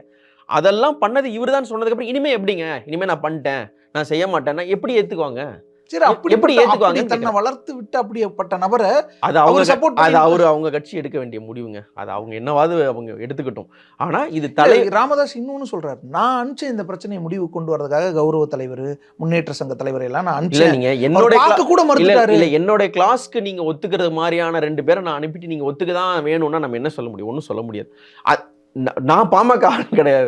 அது அவங்க வந்து எடுக்க வேண்டிய முடிவு. இதுக்கு சமாதானம் தான் என்ன? இது நிறுத்துற பாயிண்ட் தான் என்ன? இதுல அது நமக்கு என்னன்னு கேக்குறேன் நானு. அதை நிறுத்தலன்றது அவங்க கட்சியினுடைய பிரச்சனை. ஆனால் இது நிறுத்தவே இல்லைன்னா என்ன ஆகும் நம்மளால வந்து சொல்ல முடியும். யார் யாருக்கு கீழே நீங்க திமுக ஆட்சியில் இருக்கும் பொழுது துணை நகரம் வருது, பெரிய ஏர்போர்ட் வருது, வரப்போகுதுன்ற ஒரு இது, நாங்கள் துணை நகரம் சேட்டிலைட் நகரம் அமைக்க போறோன்ற பிளான் வருது, ரோடு எக்ஸ்டெண்ட் பண்ண போறோம் பிளான் வருது. இதெல்லாம் வரக்கூடாது அப்படின்னு முட்டுக்கட்டை போட்ட ஆள் யாரு? ராமதாஸ் அவர்கள் தான். ராமதாஸ் அவர்கள் வந்து இல்லை, துணை நகரம் எனக்கு உடன்பாடு இல்லைன்னு சொன்னதை தாண்டி திமுகவால் செயல்படுத்த முடியவில்லை. அப்போ இந்த இடத்துல இதை நான் பண்ண முடியும், பண்ண முடியாது, எனக்கு இதில் உடன்பாடு இல்லைன்னு சொல்லி ஒரு பாரம்பரியம் மிக்க 50-60 ஆண்டு கால பாரம்பரியம் மிக்க ஒரு கட்சியை ஹால்ட் பண்ணக்கூடிய இடத்தில் இருந்த பாமக இன்னைக்கு அதே அளவுக்கான திண்மையோடு இங்கே இருக்கா சொல்லுங்க. இப்போ ஒரு பேச்சுக்கு அன்புமணியும் ராமதாஸும் பிரிஞ்சு கட்சி 2 ஆயிடுதுன்னு வச்சுக்கோங்க. ஒரு பேச்சுக்கு ஆயிடுதுன்னு வைங்க. எந்தெந்த கட்சியோடைய ஓட் பேங்குக்கெல்லாம் அவங்க கீழே இருப்பாங்கன்னு நீங்க நினைக்கிறீங்க? திமுக அதிமுகவை தாண்டி எந்தெந்த கட்சியோட ஓட் பேங்க்கு கீழே அவங்க இருப்பாங்கன்னு நினைக்கிறீங்க? 2016 அவங்க 5% எல்லாத்துக்குமே வாய்ப்பு இருக்கு இல்லையா? எல்லாத்துக்குமே வாய்ப்பு இருக்கு இல்லையா? என்னோட கண்டிப்பா வாய்ப்பு இருக்கு. பிஜேபியினுடைய growth எப்படி இருந்தது? கடந்த எலெக்ஷன்ல அவங்க வாங்கினதை விட, போன எலெக்ஷனுக்கு முந்தின எலெக்ஷன்ல வாங்கினதை விட இப்ப அவங்க எவ்வளவு வாங்கியிருக்காங்க? கூட வாங்கியிருக்காங்க. ஒரு மீட்டியாரிக் growth இல்லாட்டி கூட ஒரு growth இருக்கு. விசிகா 2 MP அவங்க சின்னத்துல வந்திருக்காங்க. அதுல வந்து எம்எல்ஏ எடுத்துக்கோங்க, ஒரு இஸ்லாமியர் எம்எல்ஏவா இருக்காரா? இருக்காருங்களா? ஒரு வன்னியர் எம்எல்ஏவா இருக்காரா? SS பாலாஜி இருக்காரா? இஸ்லாமியர்ல வந்து ஆலூர் ஷானவாஸ் இருக்காங்களா? அப்போ வெறுமனே சீட்டு நான் வந்து தலித் பார்ட்டி மட்டும்தான் அப்படின்ற அடையாளத்தில் இருந்து நகர்ந்து இது எல்லாத்துக்குமான பார்ட்டி, எங்களுக்கு வந்து இது வந்து ஒரு ஜாதி பிரிவுக்கு கன்ஃபைன் ஆன பார்ட்டி கிடையாது, தமிழர்கள் பக்கம் நிற்கக்கூடிய பார்ட்டின்னு சொல்லி தலித் பேந்தர்ஸ்லேருந்து பிரிந்து வந்து தனியாக ஒரு கட்சி ஆரம்பிச்சு நடத்தி, நான் வந்து ஒரு ஜாதிக்கான கட்சியாக இது இல்லை, எங்களுக்குள்ள டைவர்சிட்டி இருக்கு, நாங்கள் பல ஸ்பெக்ட்ரத்துலேருந்து ஆள் கூட்டு வந்திருக்கோன்னு விசிகாவால் மக்கள் முன்னாடி அந்த ப்ரோ சோஷியல் ஜஸ்டிஸ் டோனில் அவங்களால தங்களை ப்ரொஜெக்ட் பண்ணிக்க முடியுது. ஆனால் நாங்கள் வந்து முதல்வர் ஆக்கினால் நாங்கள் தலித் முதல்வர் தான் ஆக்குவோம்னு முதலில் அறைகோவல் விடுத்த கட்சி பாமக. முருகவேல் ராஜன் இருக்காங்க, தலித் எழில்மலை இருக்காங்க, நிறைய பேர் இருந்திருக்காங்க, மத்திய அமைச்சரா இருந்திருக்காங்க. எல்லா வாய்ப்பும் இருந்தும் இன்னைக்கு பாமக நிற்கக்கூடிய நிலைன்றது என்ன? அப்போ இந்த ஒரு உங்க கண் முன்னாடி வந்து இவர்கள் வருவார்கள், அவர்கள் வருவார்கள் அப்படின்னு சொல்ல கூட இன்னைக்கு ஆள் இல்லாத நிலைமைக்கு நீங்க வந்துட்டதுக்கு அப்புறம் நீங்க டெஸ்பரேட் மெஷர்ஸ் எடுப்பீங்களா மாட்டீங்களா? இப்போ இந்த பிரிவு நடக்குதுன்னு வச்சுக்கோங்க. திமுக, அதிமுக, விசிக, நாம் தமிழர், விஜய் கட்சி, இன்னும் வேற ஏதாவது கட்சி இருக்கா தெரியல. அந்த கட்சிகளுக்கு கீழே போய் ஐயா இருப்பார். யாரு கூட இருப்பாரு? சரத்குமார் கட்சி கூட இருப்பாரு. வேற யாரு? கார்த்திக் நிக்கிறாருன்னா அது என்ன கட்சி பேர் எனக்கு ஞாபகம் இல்லை, வெரி சாரி. நாடாளு மக்கள் கட்சி கடைசி எனக்கு தெரிஞ்சது. அது ஃபார்வர்ட் பிளாக்கு, இவங்க கூட நிக்க போறாரா? இவங்க கூட நிக்கிறதா? நீங்கள் எந்த பாயிண்ட் வந்து உங்களுக்கு டாக்டர் கிருஷ்ணசாமியும் டாக்டர் ராமதாஸும் வேறுபடுகிறார்கள்? நீங்க அவங்களோட கருத்துக்கள் அதெல்லாம் விட்டுருங்க. ஓட் ஷேர் வந்து கிருஷ்ணசாமி அவர்களால் வந்து நான் சொல்றது தான் இங்க நடக்கும், தமிழ்நாட்டில் நான் சொல்றபடி தான் அதிமுகவோ திமுகவோ நடத்த முடியும் அப்படின்ற லெவலுக்கான பொலிட்டிக்கலான ஓட் ஷேரை வந்து கவர்ன் பண்ண முடிஞ்சது இல்லை. ஆனால் அந்த கவர்னிங் இடத்துல வந்து பாமக இருந்திருக்கு. மூன்றாவது அணின்னு ஒன்று இருந்திருக்கு. மூன்றாவது அணி நீங்க யோசிச்சீங்கன்னா பாமக அப்படின்னு யோசிச்சக்கூடிய ஒரு ஃபோர்ஸ் வந்து இருந்திருக்கு. அந்த ஃபோர்ஸ்லேருந்து நீங்க ஃபால் ஃப்ரம் கிரேஸ் ஆனதுக்கு அப்புறம் உங்களுக்குள்ள இது ஒரு பதட்டத்தை உண்டு பண்ணாதா? இந்த பதட்டம் வரும்ன்றத வந்து அது கூடவா நீங்க சொல்ற அந்த அரசியல் ஞானி கணிக்கலனா அதுக்கு மேல என்ன பண்ண முடியும்? அதற்கு மேல அவர் கவனிக்க மாட்டாருன்னா கூட இருக்கிறவங்க என்ன பண்ணுவாங்க? இது சரி வராதுங்க, நீங்கள் தயவு செய்து ஒதுங்கி கொள்ளுங்கள்ன்ற குரல் வந்து திமுக சொல்லல, அதிமுக சொல்லல, பாமக தொண்டர்களே தான் சொல்றாங்க. அது எனக்கு தெரிஞ்சு 20-30 வருஷமா 89-90 இருந்து ராமதாஸ் சப்போர்ட்டரா இருக்கிறவங்க கூட ரொம்ப ஓப்பனா வந்து ஐயா தயவு செய்து நீங்க ஓய்வு பெற்றுருங்கள், இதை நீங்கள் தலையிடாதீங்கன்னு சொல்ற போக்குக்கு வந்திருக்கு.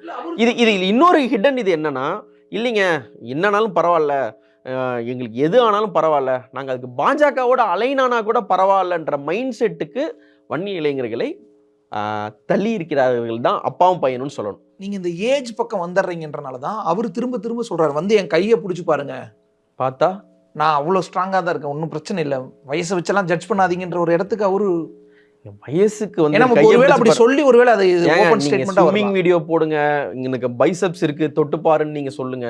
பலம்ன்றது வந்து அதுல கிடையவே கிடையாது. 90 வயசுல அவர் பேசுறது கூட வெளியே கேட்காம இங்க ஆபரேஷன் பண்ணி வச்சிருக்கிற கலைஞர் நீங்க வந்து பாத்தீங்கன்னா உடல் அளவு நீங்க பலம் இருந்தாலும் நீங்க சொல்லுவீங்களா? பேசுறாங்களா பேசலையான்னு தெரியல, இட்லி சாப்பிட்டாங்களா சாப்பிடலையான்னு தெரியல, உயிரோட இருக்காங்களா இல்லைன்னு தெரியல ஜெயலலிதாவோட பலத்தையும் அவங்களுடைய வல்னரபிள் பொசிஷன் சொல்றேன். ஜெயலலிதாவுடைய வல்னரபிள் பொசிஷன், கலைஞருடைய வல்னரபிள் பொசிஷன், எம்ஜிஆரோட வல்னரபிள் பொசிஷன் கூட எடுத்துங்க, படுத்துக்கிட்டே ஜெயிச்சார்னு. அந்த வல்னரபிலிட்டி இருந்தாலும் கூட ஏன் இந்த ஊர் வந்து தூக்கி கொண்டாடுச்சு? அவங்க இருக்கிறாங்க இல்லைன்றதெல்லாம் தாண்டி அவங்க சொன்னா அது வேத வாக்கு அந்த கட்சிக்கு. இன்னைக்கு எனக்கு பலம் இருக்கு, என்னால ஒரு ஸ்விமிங் பண்ண முடியுது அப்படி எங்க சொல்றாங்க தொண்டர்கள் நின்று அப்படி சொல்ற ராமதாஸ் ஏன் வந்து நான் கூட்டத்துக்கு கூட்டின ஆட்கள்லாம் வராம போயிட்டாங்க, எத்தனையோ பேர் வருவாங்கன்னு நினைச்சேன், 8 பேர் தான் வந்தாங்க, நான் செத்தே போயிட்டேன் அப்படின்னு சொல்ற பாயிண்ட்டுக்கு வரீங்கன்னும் பொழுது you have lost your grip in the party. Lost, அவ்வளவுதான், lost the grip forever in the party. ஆனால் இதனோட ஃபிளிப் சைடு ஒன்று இருக்கு, பார்ட்டியில வந்து அவருடைய சே வந்து போயிருக்கும். இப்போ ரொம்பங்க 120 வருஷத்துக்கு ராமதாஸ் ஐயா இருந்து கட்சி நடத்துவார்ன்ற நம்பிக்கை இவங்களுக்கு இருக்குமா? இன்னொரு 30-40 வருஷத்துக்கு கட்சி நடத்த போறது அன்புமணி ராமதாஸ்ன்ற எண்ணம் ஒரு ஆவரேஜ் பாமக தொண்டனுக்கு இருக்குமா? ஆப்வியஸ்லி அன்புமணி ராமதாஸ் அப்படியே சொல்லாம தவிர்க்கிறீங்க, பொலிட்டிக்கலா மாட்டிடக்கூடாதுன்னு. இருந்தாலும் அவங்களுக்கு அந்த ஒரு எண்ணம் இருக்கும் இல்லையா? அப்படி இருக்கும்பொழுது பார்ட்டி சைடு அங்கே போய் தான் ஆகும். அவங்களுக்கு பிடிக்குதோ பிடிக்கலையோ போய் தான் ஆகும். திலகபாமா ஸ்டார்ட் பண்ணி எல்லாருமே போய் அந்த சைடு வந்து முகுந்தன் வரைக்குமே அன்புமணி தான் தலைவர் அப்படின்னு சொல்ற லெவலுக்கு அந்த பாயிண்ட்டுக்கு வந்து அவங்க எல்லாருமே வந்து நகர்ந்து போயிடுறாங்க. இது வந்து அவங்களுக்கு ரொம்ப ஈஸி. ஆனா வன்னியர்கள் ஒட்டுமொத்தமா இந்த மூவை ரசிப்பாங்களான்னு கேட்டா கண்டிப்பா கிடையாது. ஏன்னா ஒரு திடீர்னு ஒரு ஜாதி கட்சியாக ஆரம்பிச்சு நான் வந்து ப்ரோ வன்னியர் கட்சின்னு ஆரம்பிச்சு ராமதாஸ் வரவில்லை. சைக்கிளில் போய் வைத்தியம் பார்த்து திண்டிவனத்துக்குள்ள, விழுப்புரத்துக்குள்ள, மரக்காணம் சைடு உள்ள எல்லா சைடும் போய் சைக்கிளில் போய் வைத்தியம் பார்த்து சமூக நீதி பேசி, கலைஞருக்கு அடுத்த நிலையில் இருந்து சமூக நீதி பேசி, கிட்டத்தட்ட வந்து ஒரு அங்க நார்த்ல லாலு பிரசாத் பண்ண ரேஞ்சுக்கான ப்ரோ ஓபிசி பாலிடிக்ஸ், எம்பிசி பாலிடிக்ஸை வந்து பெருசா பண்ணி பிசிலேருந்து எம்பிசியில மைக்ரேட் பண்ண வச்சு ஒரு பெரிய போராட்டம் வந்து முன்னெடுத்த சமீப காலத்திய தலைவரா நீங்க பாத்தீங்கன்னா உங்களுக்கு ராமதாஸ் இருக்கார். அப்படி இருக்கக்கூடிய ஒருத்தரை வந்து நீங்க புறக்கணிச்சு நீங்க தள்ளுறீங்கன்றது won't echo well with Vanniyar சப்போர்ட்டர்ஸ்னு சொல்றேன். வன்னியர் பார்ட்டியில இல்ல காமன் பீப்புள் நான் சொல்றேன். அப்போ என்ன ஆகுதுன்னா, நீங்க என்ன வேணா சொல்லுங்க, நீங்க ப்ரோ கட்சி எல்லாமே சொல்லுங்க, இப்போ இந்த கட்சிக்கு எல்லா ஜாதிகள்கிட்டயுமே வந்து அபிப்பிராயம் இருக்கு, அன்பு இருக்குன்னு கூட வச்சுக்கோ. ஏதோ ஒரு 2-3 ஜாதிக்கு வந்து ரொம்ப உகந்த கட்சியா அது இருக்கும் இல்லையா? அப்படி வன்னியர்களுடைய மிகுந்த அபிமானம் பெற்ற கட்சி பாமகன்னு வச்சுக்கோமே. ஓட்டெல்லாம் தாண்டி எங்க ஐயாவுக்காக நான் ஆதரிக்கிறேன் அப்படின்னு கூட வச்சுப்போமே. அப்படிப்பட்ட ஒரு பிணைப்பு வந்து திமுக அதிமுகவோட பாமகக்கு இருக்கு இல்லையா? அப்படிப்பட்ட ஒருத்தரை, ஒரு குலசாமியை நீங்கள் கொண்டு போயிட்டு வந்து ஒரு முதியோர் இல்லத்துல தள்ளுற ரேஞ்சுக்கு நான் அவஸ்தைப்படுறேன் அந்த மாதிரி ஒரு டோன்ல அவர் பேச வைக்கிறாங்கன்னும் பொழுது ஒரு பெரிய ரிஃப்ட் அந்த பெரிய சமுதாயத்துக்கும், கிட்டத்தட்ட தமிழ்நாட்டில் பெரிய ஜாதி அந்த சமுதாயத்துக்கும் கட்சிக்கும் இடையில ஒரு பெரிய ரிஃப்ட்டை உருவாக்கும். அது என்ன ஆகும்னா ஒட்டுமொத்தமான கெயின் வந்து தனித்தனியா போய் நிற்கும். இப்போ 10% சாத்தியம் ஆகிறதுக்கோ இல்லை வன்னியர்கள் இடஒதுக்கீட்டு போராட்டத்துக்கு சாத்தியமானதோ என்ன ஆயிருந்ததுன்னா யூனிஃபைடாக பாமக இருந்தது. பாமகவை சாட்டிஸ்ஃபை பண்ண வேண்டிய நெசசிட்டி டிஎம்கேவுக்கும் ஏடிஎம்கேவுக்கும் இருந்ததால அந்த சமுதாயம் பலனடைந்தது. அந்த சமுதாயம் இனிமேல் பலனடைகிறதுக்கு அவங்களுக்கான ஒரு பொலிட்டிக்கல் ஃபேஸாக ஒரு பார்ட்டி இல்லைன்றது அந்த சமுதாயத்துக்கு பின்னடைவு. அந்த சமுதாயம் வந்து ராமதாஸை அவுஸ்டிங் பண்ணுறதை வந்து எப்படி எடுத்துப்பாங்கன்றது வந்து பெரிய கேள்விக்குறி. I don't think it will end well with them. Anbumani செய்கிறதெல்லாம் சரி, நான் ஏற்றுக்கிறேன்னு நீங்கள் ஊர் பக்கம் இருக்கக்கூடிய நீங்கள் திருக்கோயிலூர், விழுப்புரம், பண்ருட்டி, நெய்வேலியில் ஆரம்பித்து தருமபுரி, கிருஷ்ணகிரி வரைக்கும், அரூர், நான் அங்கே ஆரம்பித்து பாண்டிச்சேரி வரைக்கும் இந்த முடிவு வந்து ரொம்ப சந்தோஷமா ஆகாவன்னு எடுத்துப்பாங்கன்னா கிடையாது. வருத்தத்தோட அன்புமணி தேர்ந்தெடுப்பாங்க கட்சியில. யூ டோன்ட் நோ என்ன பண்ணுவாங்கன்றது வந்து you don't know. I don't think அது வந்து எனக்கு இது சரி அப்படின்னு வந்து பார்ட்டி ஆட்கள் தலையாட்டுற மாதிரி வன்னிய சமுதாயத்து மக்கள் தலையாட்டுவாங்களான்னு தெரியாது. அன்புமணியோடைய கண்ட்ரோல்ல பார்ட்டி நிச்சயம் இருக்கு. ஆனால் வன்னியர் ஓட் பேஸ் வந்து நிச்சயமாக இன்னும் அட்லீஸ்ட் அந்த 40+ இருக்கக்கூடிய ஆட்களுடைய ஓட் பேஸ் வந்து முழுமையாக எனக்கு ராமதாஸ் வேண்டாம், எனக்கு அன்புமணி போகுதுன்னு சொல்ற டோனுக்கு இன்னும் அவங்க வரல. ஸோ அப்போ அது கட்சிக்கு பெரிய பிரச்சனை. கட்சிக்கு பிரச்சனைன்றதை விட அது ஒரு சமுதாயத்துக்கு பிரச்சனை. இது கேட்கலாம், ஒரு கட்சியில் அப்பா பையன் அழிச்சுக்கிறதுல என்ன பெரிய இருக்க போகுது, இதில் நம்மளுக்கு என்ன இருக்குது, ஒரு சாதாரண சண்டை, இதை ஏன் நீங்கள் ஜூம் பண்ணி பார்க்குறீங்க, இவங்க அடிச்சுக்குவாங்க சேர்ந்துக்குவாங்க, இதை ஒரு விவாதமாக நீங்கள் பேசணுமா, இதில் என்ன இருக்குது, பாமக திமுகவுடைய பிரச்சனைகளை பேச மாட்டீர்களா, அதிமுக பேச மாட்டீர்களா, இந்த பாயிண்ட் எல்லாமே வந்து கேட்க நல்லா இருக்கும். ஆனால் இது ஒரு பாமக பிரச்சனைன்றதை தாண்டி இதன் பின்னாடி இன்னொரு லேயரில் இருக்கக்கூடிய பிரச்சனை, ஒரு சென்ட்ரல் பார்ட்டி வந்து ஸ்டேட் பாலிட்டிக்ஸை கவர்ன் பண்ணுற ஹை பெடல் ஃபுட்டுக்கு வந்து உங்களை அழுத்துறாங்க. அந்த அழுத்துற பாயிண்ட் வந்து அதிமுகவில் வரைக்கும் இருந்தது. லக்கிலி ஆட்சி மாற்றம் நடந்ததால் உங்களுக்கு என்ன நடக்கும்ன்றது வந்து தெரியல. அடுத்து வந்து அவங்க பாமகவை தொடராங்கன்னும் பொழுது இது வந்து ஒரு ஸ்டேட் அத்தாரிட்டிக்கோ இல்லை ஸ்டேட் அட்டானமியை பேசக்கூடிய ஒரு மாநிலத்துக்கு வந்து பெரிய அச்சுறுத்தல், நிச்சயமான அச்சுறுத்தல். அன்ஸ்டெபிலிட்டி எப்படி வேணா உருவாக்கலாம், என்ன வேணா நீங்க பண்ணலாம். நீங்க திமுகலேருந்து ஒரு 10 பேர் அரெஸ்ட் பண்ணி போடலாம், அதிமுகலேருந்து ஒரு 10 பேர் அரெஸ்ட் பண்ணி போடலாம். ஆனால் அந்த கட்சி உடையாது சென்ஸ் டிஎம்கேன்னு ஒரு கட்சி இருக்கும், ஏடிஎம்கேன்னு ஒரு கட்சி இருக்கும். அப்போ பாமகவுக்கு இந்த ஒரு நிலைமை வரும்னா அவங்களுக்கு அந்த ஃபயர் பவர் இல்லை. ஏன்னா இருக்கக்கூடிய ஒரே கிங்பினான அன்புமணி வந்து அவங்களுடைய கைப்பிடியில் இருக்காருன்றது வந்து கிட்டத்தட்ட முடிஞ்சு போன மாதிரி போக்குக்கு போய் பாமகவை தள்ளிடும். ஸோ அந்த ஒரு பாயிண்ட்டில் அந்த ஒரு வன்னியர் சமுதாயம்ன்ற ஒரு பெரிய கூட்டத்துக்குமே அவங்களுடைய கோரிக்கைகளையோ இல்லை மற்ற விஷயங்களையோ முன்வைக்கிறதுக்கான பொலிட்டிக்கல் ஸ்பேஸ் இல்லாமல் போயிடும். திரும்ப என்ன ஆவாங்க, எல்லாம் திரும்ப 4-5 இடத்துக்கு போவாங்க. Velmurugan side, Naam Tamilar side, Vijay side, DMK side, AIADMK side, nothing wrong. அது அவங்களுடைய பர்சனல் சாய்ஸஸ் எல்லாம் இருக்குது, அவங்களுக்கு அந்த சாய்ஸஸ் இருக்குது வெளியில் போகிறதுக்கு, யாரை வேணால் சூஸ் பண்ணுறதுக்கு. ஆனால் இவங்களுடைய லீனியேஜ் வந்து பார்த்தீங்கன்னா இப்போ டிஎம்கே வந்து எல்லா ஆட்களும் வந்து எல்லாருமே வந்து ஜாயின் பண்ண மாதிரி இவங்க வந்து அப்படி பறந்துபட்ட 1000 நாடார்கள், 1000 தேவர்கள், 1000 தேவேந்திர குல வேளாளர்கள், 1000 பல்லர்கள், 1000 பறையர்கள் வந்து ஆரம்பித்த கட்சியின் இல்லாமல் வன்னியர் சங்கத்தை சார்ந்தவர்கள், வன்னியர் நலனை காக்க வேண்டும் என்று ஒரு பெரும்பான்மையான சமுதாயத்தை சார்ந்தவர்கள் வந்து ஒரு பெருங்கனவோடு ஆரம்பிக்கப்பட்ட கட்சி இப்படி சிதைவது வந்து அந்த ஒரு குரூப் இருப்பாங்க இல்லையா, அவங்களுக்கு இன்னும் பெரிய பிரச்சனைகளை கொண்டு போய் விடுன்னு சொல்றேன். பொலிட்டிக்கலி ஒரு கம்யூனிட்டியை வந்து ஐசோலேட் பண்ணக்கூடிய ஒரு போக்கை தான் அன்புமணி அண்ட் ராமதாஸ் 2 பேரும் பண்ணிட்டு இருக்காங்க.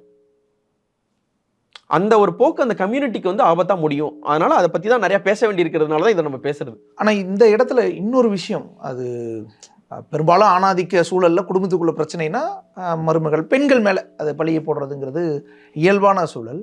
பொலிட்டிக்கலாகவும் இப்போ அதே தான் வந்து நிற்கிது. இப்போ பாமகவில் அன்புமணி ராமதாஸ் இடையிலான பிரச்சனைங்கிறது மறுபடியும் ஹேசியமாக பொதுவெளியில் பேசுகிற விஷயம். சௌமியா அன்புமணி தான் பிரச்சனை, ராமதாஸே இன்னைக்கு சொல்லி விட்டாரு, அவங்க போட்டிக்கிட்டாங்க. எல்லா ஊர்லயும் நீங்க மெகா சீரியல்ல கூட நீங்க எடுத்துக்கோங்க, மாமியார் தான் மருமகளை குறை சொல்லி நீங்க கேள்விப்பட்டிருப்பீங்க. மாமனார் வந்து என்னுடைய பவரை இவங்க கேப்சர் பண்ணிட்டாங்க, இவங்க உள்ள அந்த மாதிரியான புலம்பல் நீங்க சீரியல்லையோ படத்திலேயோ கூட நீங்க ரேரா கொரியன் டிராமால கூட பார்த்ததில்ல ஆச்சா. இப்படி இருக்கும்பொழுது இப்படி சொல்றது வந்து இன்னும் தான் ராமதாஸை வந்து வீக்கா காட்டும். இவர் கேட்கிறார் இல்லைங்களா, ஒரு ஃபியூடல் மைண்ட் செட் இருக்க சொசைட்டி, இல்லை ஒரு பொது புத்திக்கு அடிமையான ஒரு சமூகத்தில் நான் வந்து ஒரு ஒரு போன வருஷம் வந்து ஐயா ராமதாஸ் என்ன பண்ணாருன்னா, முறுக்கோட நீங்கள் இருக்க வேணாமான்ட்டு இந்த உரிமை செருமி பயங்கரமான ஒரு மாஸ் ஹீரோ இம்பேக்ட் எல்லாம் ஏற்படுத்தியிருந்தார். அப்படி ஒரு வீடியோ நீங்க பார்த்துட்டு இன்னைக்கு இவங்க வந்ததுனால என்னோட பவர் போயிருச்சுன்னு சொல்லும்பொழுது இது ஒரு ஆவரேஜ் பெண்கள் அதான் சொல்ல வரேன். அப்படி சொல்லும் பொழுது அவருக்கே அடி வாங்கமா வாங்காதா? பொய்யாவது பேசியிருக்கணும்ல. இல்ல இன்னொன்னு, பெண்கள் வந்தா என்ன தப்பு, என்ன தவறு இருக்கு? ஒன்றும் இல்லை. நீங்கள் உங்கள் குடும்பத்தை சார்ந்த அன்புமணி தான் வர வேணும், சௌமியா அன்புமணி வரக்கூடாதுன்னு சொல்றதுக்கு உங்களுக்கு என்ன அதிகாரம் இருக்கு? இப்போ கட்சியில் வந்து எங்க கட்சியில் பெண்களே கிடையாது. ஃபேமிலியை பார்த்துக்கிட்டு அதை நாம சொல்ல இல்லை, அதை நாம சொல்ல வேண்டிய அவசியம் இல்லை. அது அவங்க ஃபேமிலி பிரச்சனை. இது வந்து இப்போ அதிகமாக இதை நம்ம பேசணும்னா இந்த சௌமியா அன்புமணியோட சப்போர்ட் ஸ்டாண்டாக மாறிடும். நான் சொல்ல வர்றது என்னன்னா, இதனுடைய புலம்பலுக்கு பின்னாடி இருக்கக்கூடிய ஒரு ரீசன் என்னவா ஆணாதிக்கமாக தான் பார்க்குறீங்க? இல்லை, நான் அப்படிலாம் பார்க்கல. அது அவருக்கு இருக்கா இல்லையான்லாம் எனக்கு தெரியாது. இது பெண்ணாதிக்கமோ ஆணாதிக்கமோ அதெல்லாம் ரெண்டாவது. இப்போ அன்புமணி அல்லாத, தன்னுடைய இரத்த உறவு அல்லாத வேற ஒரு அரசியல் கட்சி தலைவருடைய குடும்பத்தில் இருந்து வந்திருக்கக்கூடிய சௌமியா அவர்கள் வந்து போன எலெக்ஷன்ல பிரச்சாரம் பண்றாங்க. பிரச்சாரம் பண்ணும்பொழுது அன்புமணிக்கு கிடைக்கிற வரவேற்பை விடவே சற்று அதிகமாகவே அவர் கிடைக்குது. எப்படி கிடைக்குது? அவங்க வந்து பிரச்சாரம் பண்றாங்க. இன்னும் சொல்ல குடியாத்தம், எனக்கு தெரிஞ்சு குடியாத்தம் சைடா இல்லை கிருஷ்ணகிரி சைடா எங்கேயோ, என்னோட இடம் கரெக்டாக ஞாபகம். அங்கே போய் இவங்க என்ன பண்ணுறாங்கன்னா, தமிழ் அல்லாத குடியேறி இருக்கக்கூடிய வடநாட்டிலிருந்து வந்து குடியேறிக்கக்கூடிய மக்கள் அல்லது தமிழை தாய்மொழியாக கொண்டிருக்காத இந்திக்காரங்கள்ட்ட இந்தியில பேசி பிரச்சாரம் பண்ணுறாங்க. நல்ல விஷயம் தானே. ஓட்டு அது அவங்க பிரச்சனை, ஓட்டு இல்லையோ. அப்போ தமிழர்களையும் வசீகரிப்பதை தாண்டி தமிழர் அல்லாதவங்கள்ட்டையும் ஒரு ஹிந்தியில பேசக்கூடிய ஒரு நல்ல தலைவர் வந்து பாஜக கண்டுகொண்டால் மகனையும் தாண்டி அவங்கள ப்ரொஜெக்ட் பண்ணிடுவாங்களோன்ற பயம் ராமதாஸுக்கு இருக்கு. வன்னிய சமுதாயத்திலிருந்து வந்த பார்த்தா அது நல்ல விஷயம் இல்ல. அது ஒரு கிங் பிங் தான் நீங்க சொன்ன இடத்துல 2-3 கிங் பிங் வந்தா நல்லது தானே? இல்லைங்க, அது ராமதாஸ் கண்ட்ரோல் கிடையாதுல்ல. கட்சிக்கு நல்லதுங்க, கட்சிக்கு நல்லதுன்றதை தாண்டி ராமதாஸுக்கு நல்லது கிடையாதுல்ல. அது அவருடைய விப்ல இருந்து அது நகர்ந்து போற மாதிரி தானே. இது ஒண்ணு. அதுக்கடுத்து அவங்களுடைய மகள்கள் எல்லாம் வந்து பிரச்சாரம் பண்றாங்க, ட்ரெண்டா வராங்க. அந்த வரவேற்பு ராமதாஸை உறுத்துகிறது. பேர குழந்தைகள்ல அவங்க உறுத்துது. அன்புமணி தலைவரா அவரதே உறுத்தும் பொழுது அன்புமணியோடைய ஒய்ஃபோ குழந்தைங்களோ வர்றது மட்டும் அவருக்கு இனிக்குமா சொல்லுங்க? அப்படி இருந்தா அன்புமணியை வந்து கட்சிக்கு மறுபடியும் நல்லது. அதுக்கு நாங்க என்ன சார் பண்ண முடியும்? தமிழ்நாட்டிலேயே ரொம்ப டைட் காம்படிஷன் நடந்த களம் தருமபுரியும் ஒண்ணு இல்ல. ஆமா, விருதுநகரும் தருமபுரி இல்ல. நீங்க சொல்லுங்க. 2014 இதுக்கு போகணும். 2014 திமுகவோட கூட்டணியிலும் பாமக இல்ல, அதிமுகவோடும் இல்ல. 4 பேர் பொன்னாரு இவங்க தான் வந்து தனிச்சு ஜெயிக்கிறாங்க. அதுக்கு நீங்க 1000 காரணம் சொல்லலாம். அது வந்து ஒரு பொலிட்டிக்கல் விக்டரி கிடையாது. இளவரசன் திவ்யாவுடைய கொதிநிலை எப்படி இருந்துன்னு நீங்க அப்பலேருந்து இருக்க உங்களுக்கு இது நல்லாவே தெரியும். அந்த சூழல்ல ஏதோ ஒரு வகையில் எனக்கு பொலிட்டிக்கல் ஃபேஸ் கிடையாது, என்னோட ஜாதியோட ஃபேஸ்ன்னு கூட நினைச்சு வன்னியர்கள் இவர் ஜெயிச்சு வச்சதா கூட இருக்கட்டும். 2014 ஜெயிச்சார்ல அன்புமணி, டிஎம்கே சப்போர்ட் எல்லாம் ஏடிஎம்கே சப்போர்ட் எல்லாம் ஜெயிச்சாரா இல்லையா? ஆமே, கரெக்ட்.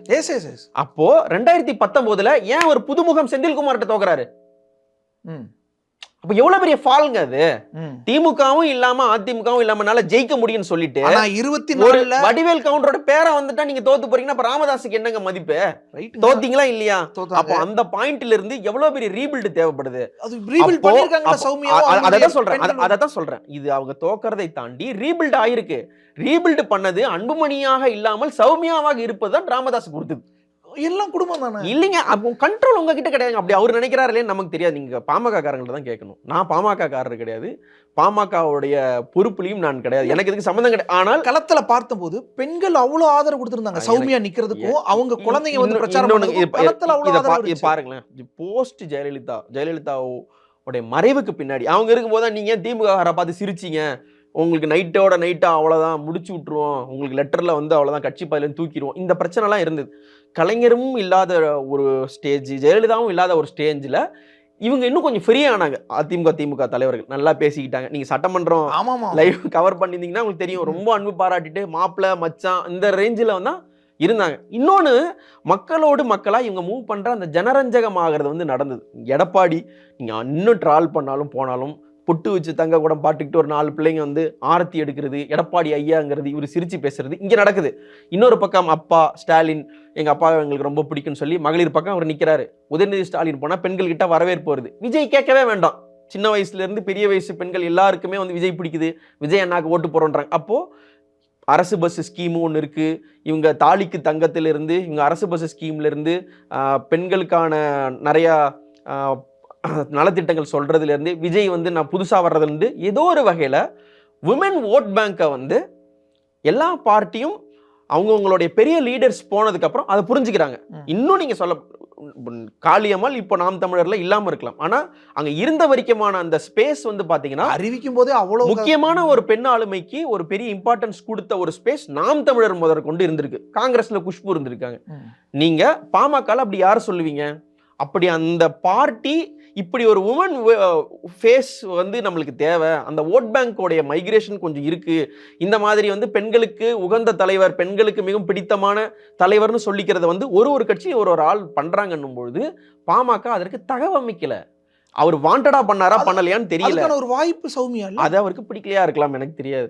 அவருக்கு அதை அவங்க பயன்படுத்திக்க முடியல. அப்படி போகும்பொழுது நேரடியா பாஜகவோட அக்சஸ் ஆயிருமோ, கட்சி மொத்தமா அங்க போயிருமோன்ற ஒரு நார்மலான ஒரு தமிழ்நாட்டு தந்தையின் 60s 70s தந்தையின் மைண்ட் செட்டில் இருந்து ராமதாஸ் செயல்படுறார். நாம் என்ன செய்ய முடியும்? அது அவங்க யோசிக்கணும், அது நாம யோசிக்கிறதுல நமக்கு ஒன்றும் இல்லை. அந்த ஒரு பாயிண்ட் ஆனா நிச்சயமாக இருக்கு. இது வந்து என்டையர்லி அன்புமணி மேல கோபமாக தெரியவில்லை. அன்புமணி மேல இருக்க கோவத்தையும் தாண்டி அன்புமணிஸ் ஃபேமிலி, இந்த ராமதாஸ் ஃபேமிலின்றதை தாண்டி ராமதாஸோடைய குடும்பத்துக்கும் அன்புமணியோட குடும்பத்துக்கும் நடுவில் பல பிரச்சனை இருக்கு. நீங்க திரைக்கு சொல்ல முடியாத சில விஷயங்கள்லாம் நீங்க சொல்லலாம், பட் அது வந்து மேட்டர் கிடையாது. அவங்க பொலிட்டிக்கலா முன்வைக்கிறது என்ன? அவர் என்ன சொல்றாரு? சௌமியா அன்புமணி வந்தது எனக்கு பிடிக்கலன்றாரு. அவங்க காலை பிடிச்சு கெஞ்சுறாங்கன்னு சொல்லி இவர் கிட்டத்தட்ட என்ன பண்றாரு? இவங்களே என் காலில் விழுந்து கடவங்க தான் சொல்லி அவங்களுக்கு உருவாகக்கூடிய அந்த ஆறாவை கூட காலி பண்ற வேலை தான் இவர் பார்த்துட்டு இருக்காரு. அப்படின்னும் பொழுது either BJP has fast progressed in usurping PMK, இது ஒன்று எடுத்துக்கணும்.